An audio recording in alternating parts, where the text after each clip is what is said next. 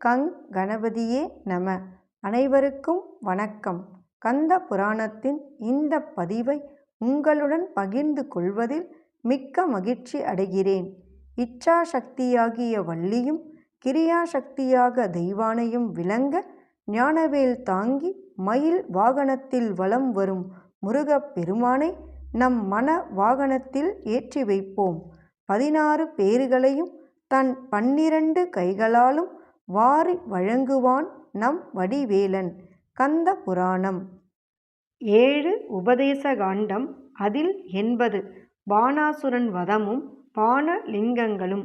அதன் தொடர்ச்சி. அரசன் ஓரளவு மனம் தெளிந்தவனாக அங்கிருந்து தம் அரண்மனையை நோக்கிச் சென்று விட்டான். அதே சமயத்தில் காமாந்தக்காரர்களாக அவ்விருவரும் தங்களுடைய கை கால்களின் கட்டுகளை அவிழ்த்து கொண்டு தங்கள் வீடுகளை நோக்கி புறப்பட்டுச் சென்றார்கள்.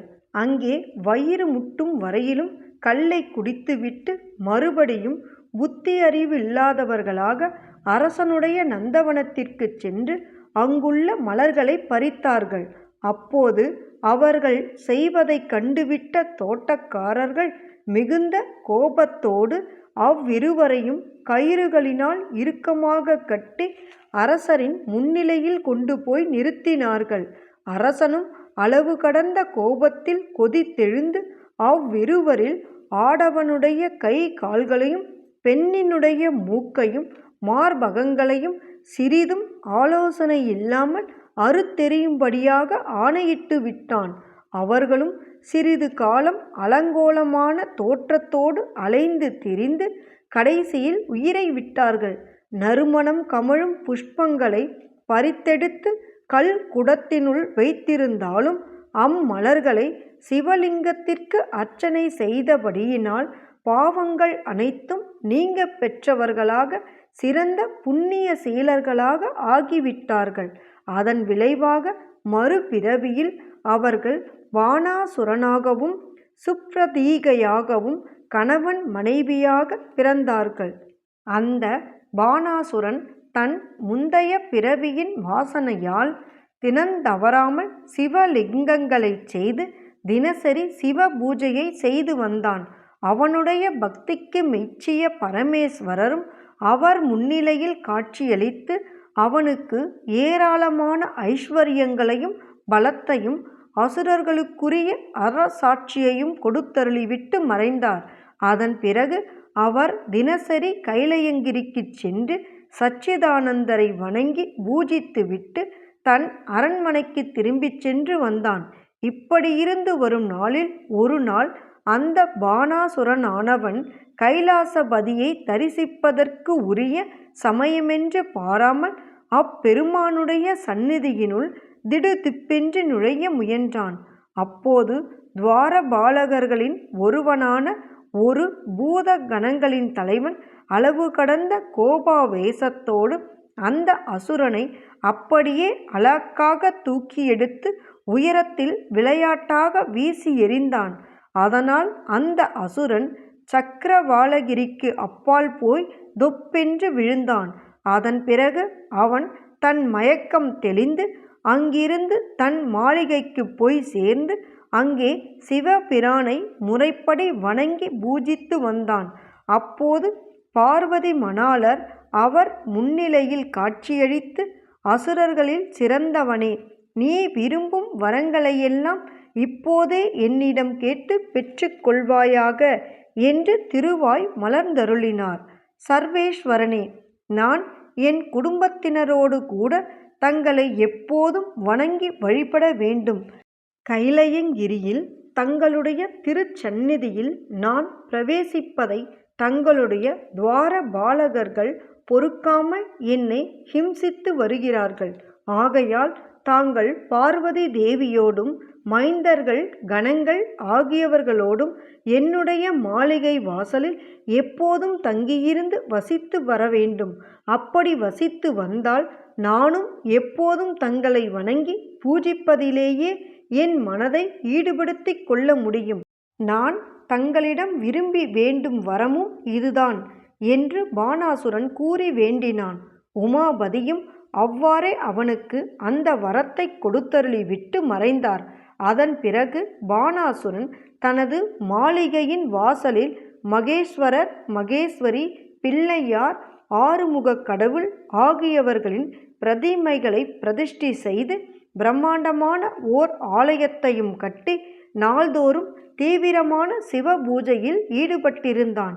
அப்படி செய்து வந்த சிவ பூஜையின் மகிமையினால் அவன் விஷ்ணு, பிரம்மா, இந்திரன் முதலான சகல தேவர்களையும் வென்று ஒப்பில்லாத பராக்கிரமசாலியாக திகழ்ந்து உலகங்களையும் தன் வசப்படுத்தி கொண்டு விட்டான். இப்படியிருந்து வரும் நாளில் அவனுக்கு மீண்டும் யுத்தம் புரிய வேண்டும் என்கின்ற ஆவல் ஏற்பட்டது. அதனால் அவன் தன் இறைவனை வணங்கி துதித்து, மகேஸ்வரனே, இப்போது எனக்கு யுத்தம் புரிய வேண்டும் என்கிற ஒரு தீவிரமான வெறி ஏற்பட்டிருக்கிறது. ஆனால் இப்போது என்னுடன் யுத்தம் புரிவதற்கு தகுதியான பேர்வழிகள் எவருமே இல்லை.